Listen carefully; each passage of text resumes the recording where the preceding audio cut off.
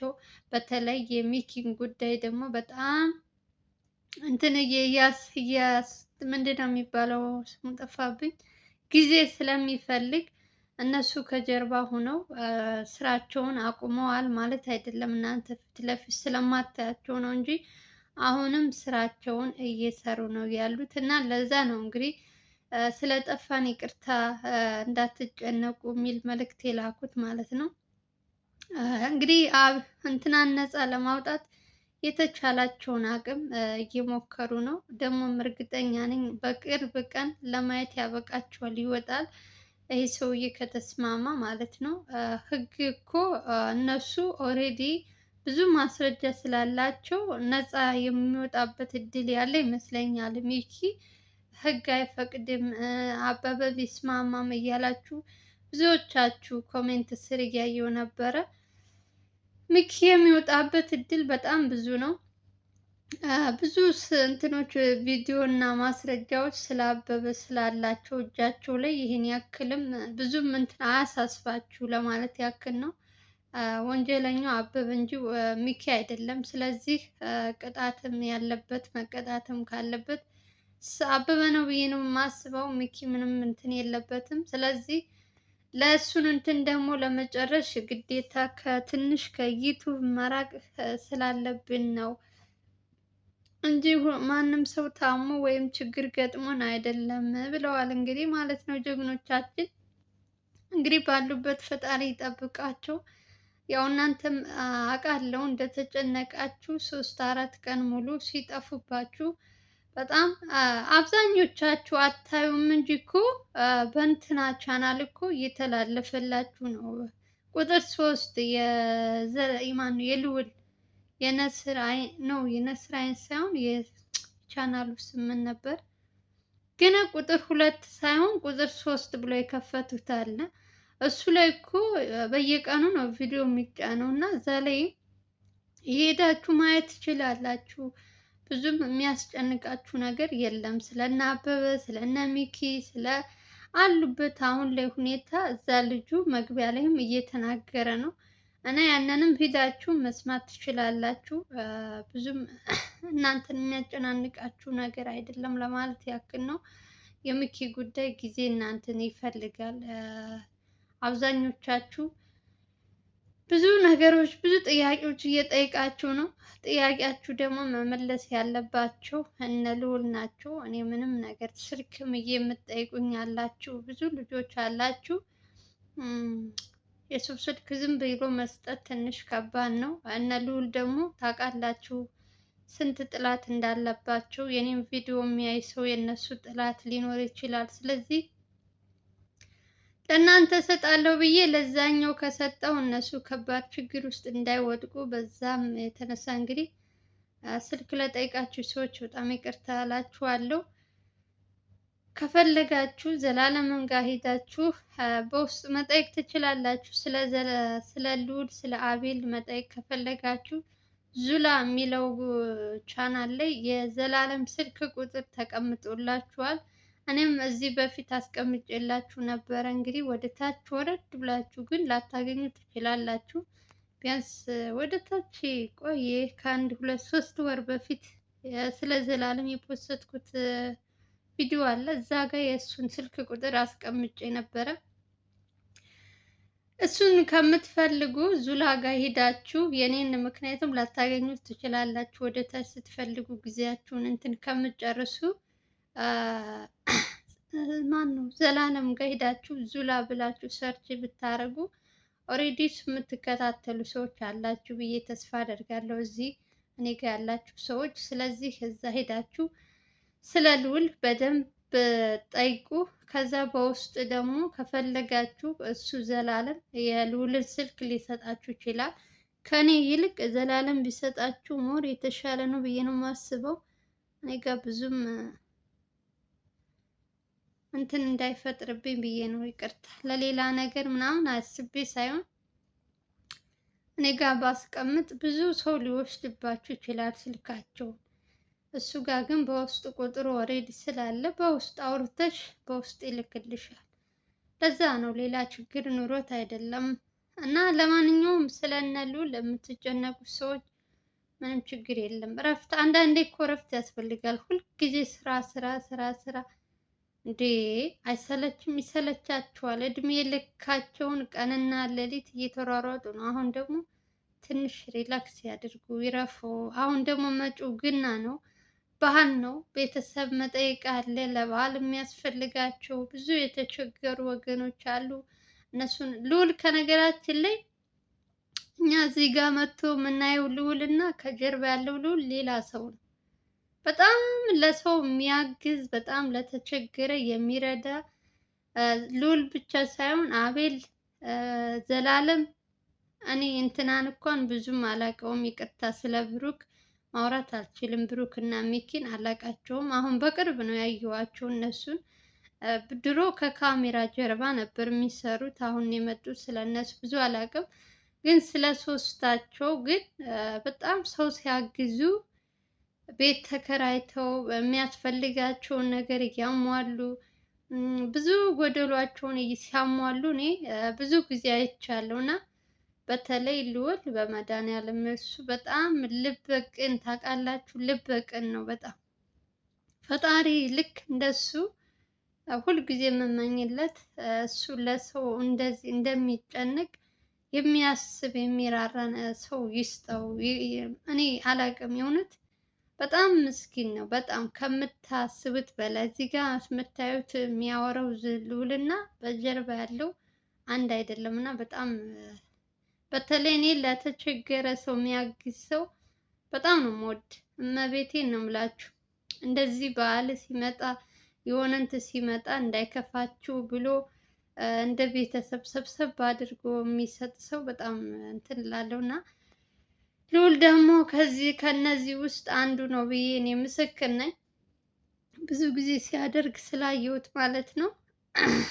ያው አሁን በዓልም ስለሆነ እንግዲህ ለዛም ይመስለኛል ሞር ለበዓልም ብቻም ሳይሆን እንዳልኳችሁ ለሚኪና ለማን ነው ብሩክ፣ ለእነሱም ያው ሰው ስለሚያስፈልግ በውስጥ መፍትሄ የሚባል ነገር አለ። እሱ እስከሚገኝ ድረስ የግዴታ እነሱ ከጀርባ ሆነው የሚያስፈልገውን ነገር ማቀበል ያለባቸው እነሱ ስለሆኑ፣ አሁን ላይ ሰው ቀጥራችሁ ከስንት አንድ ታማኝ ብታገኙ ነው እንጂ በፍጹም ሰው የለም አሁን ላይ። እንደዚህ ከካሜራ ላይ መጥተው የሚያወሩት እና ከጀርባ ያሉት ሰዎች አንድ አይደሉም። በተለይ ልዑልን በጣም ብዙ ሰዎች እየጎዱት እየከዱት እያየን ነው። በዛም የመጣ እንግዲህ ልዑል አሁን ላይ እንደ በፊቱ ሰው አምኖ እንደዚህ ምናምን የሚያደርግ አይመስለኝም። ሁሉንም ነገር ራሱ መጨረስ ነው የሚፈልገው። አሁን አቤልን መድኃኒት ምናምን ብለው ሌላ ነገር እንዳይሰጡት ይፈራል ይመስለኛል። ብዙ ጊዜ ካያችሁት በጣም ሲከታተል ልጁን ምን ያክል ታማኝ ነው እያላችሁ እናንተም ስትጠይቁት ስለ መድኃኒቱ ያልሆነ መድኃኒት ሰጥተው ሌላ እጁን ደግሞ በሽተኛ እንዳያደርጉ ምናምን እያላችሁ ኮሜንት ስር እየጻፋችሁ ስለዛ ልጅም እንግዲህ እየተከታተለ መድኃኒቱን ወስዶ እስከሚሰጠው ድረስ ከሱ ጀርባ ሌላ ሰው እንዳስቀመጠ እንግዲህ ምን ያክል ጥንቃቄ እንዳለው ተመልከቱ። እና ብዙም የሚያሳስብ ጉዳይ አይደለም።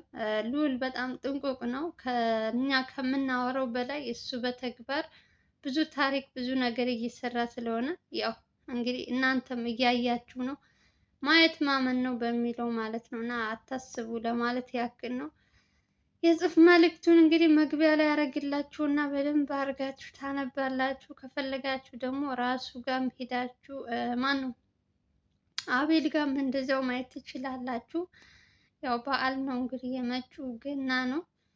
ገና ሲመጣ ደግሞ እንግዲህ የተቸገሩትን በማሰብ በዓልን በዓል መስለው እንዲውሉ እንዳይከፋቸው ከማድረግ አንዱን ባህላችን ነው እና ይሄ ደግሞ ብዙ ጊዜ በተለይ በውጭ ዓለም ያለነው ሰዎች ስለ በዓል ስለምን ሲመጣ ቤተሰብ ጋር ብዙ ነገር ያሳለፍሽው ልክ በዓል ሲመጣ ነው እንትን የሚልሽ እና ብቻ ሁሉም ነገር ያልፋል።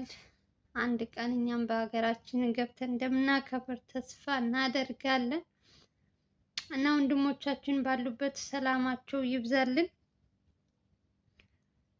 ብዙ ማሰብ አያስፈልግም ብያችኋለሁ። ብዙዎቻችሁ በኮሜንት ስር እኔን አረ የት ነው ምንድን ነው እያላችሁ ነበር። እኔ የሆነ ነገር እኔ መደጋገም አልፈልግም። 10 ጊዜ ቀንም ነግሬያችኋለሁ። አሁንም መድገም አልፈልግም። ግን ደግሞ እንድታቁ የምፈልገው ትክክለኛ ማስረጃ ሳመጣ ብቻ ነው እናንተ ጋር መጥቼ የማወራው።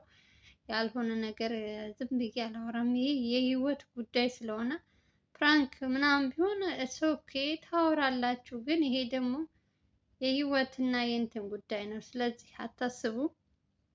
እነሱ ሲጀመር የሆነ ችግር ቢሆን እርግጠኛ ነኝ ቪዲዮ ሰርተው አቤልም ይሰራ ነበር፣ ልዑልም በዱካሾ ላይም ሌላ ሰውም እኮ አለ። የግዴታ ሚኪ ባይኖር ራሱ ብሩክ ማለቴ ነው። ብሩክ ባይኖርም ሌላ ሰዎችም አሉ። እነሱም መስራት ይችላሉ። ግን ደግሞ ትንሽ እረፍት ፈልገው ነው። በቃ ምን ያሳስባችኋል እናንተ? አገር ሰላም ነው፣ እግዚአብሔር ይመስገን። እና እናንተ ጋር በጣም የወደድኩላችሁ አንድ ነገር ቢኖር የእውነት ሰው ሲጠፋ ምን ያክል እንደምትጨነቁ፣ ልክ ካጠገባችሁ የሆነ የምታውቁት ወንድማችሁ ወይ ምናምን ልበላችሁ የጠፋ ይመስል በጣም ብዙ እንትን ተጨንቃችሁ ኮሜንታችሁ ምናምን እናንተ ለምትጽፉት እኔ ተጨነቅኩኝ። የእውነት አሳዘናችሁኝ በጣም። ሰው በዚህ ልክ ኧረ በስመ አብ! ግን እድለኛ ናቸው የእውነት በጣም እድለኛ ናቸው። እነ ልዑል እነ አቤል እነ ብሩክ እነ ብሎ አያልቅም። የእናንተ የምትወዷችሁ ሰው ሲጠፋ ሲከፋው ሁሉ ነገር አብራችሁ ከጎናችሁ። ለእናንተ ግን የእውነት እኔ አላውቅም። ለተመልካች ሽልማት የሚሰጥ ቢሆን ደስ ባለኝ።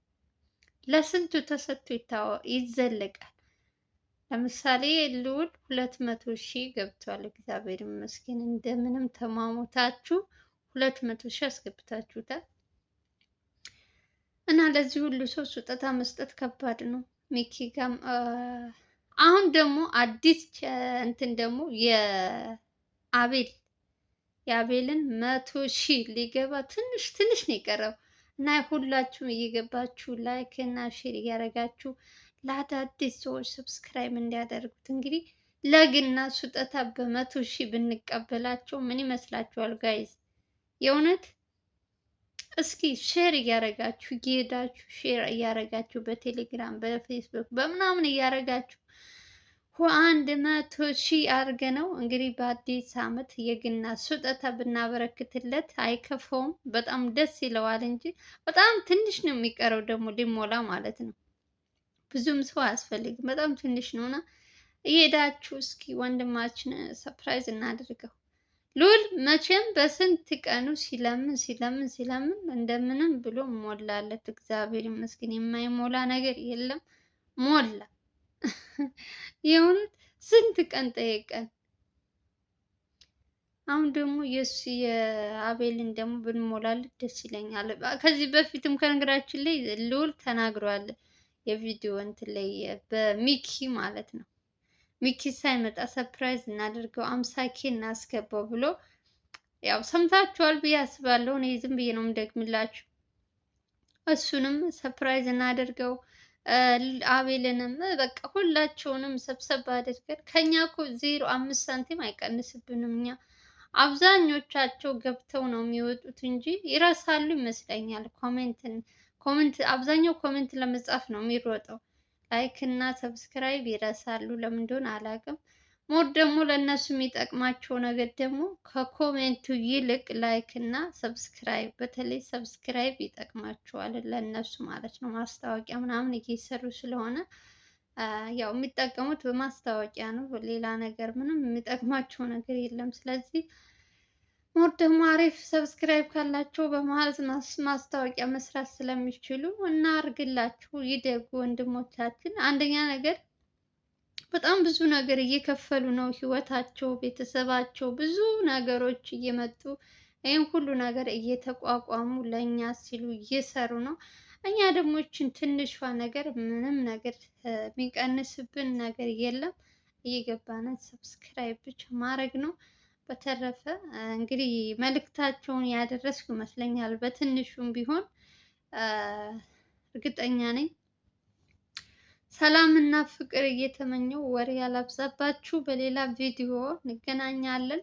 አዲስ ነገር ሲኖር መቼም መምጣቴን አላቆምም። የሆነች ነገር ከተላከልኝ መጥቼ ለእናንተ ከመናገር ወደኋላ አልልም። አይ ፕሮሚስ። ለማንኛውም ሰላም እና ፍቅር ተመኘውላችሁ። በሌላ ቪዲዮ እንገናኛለን። ባይ ባይ።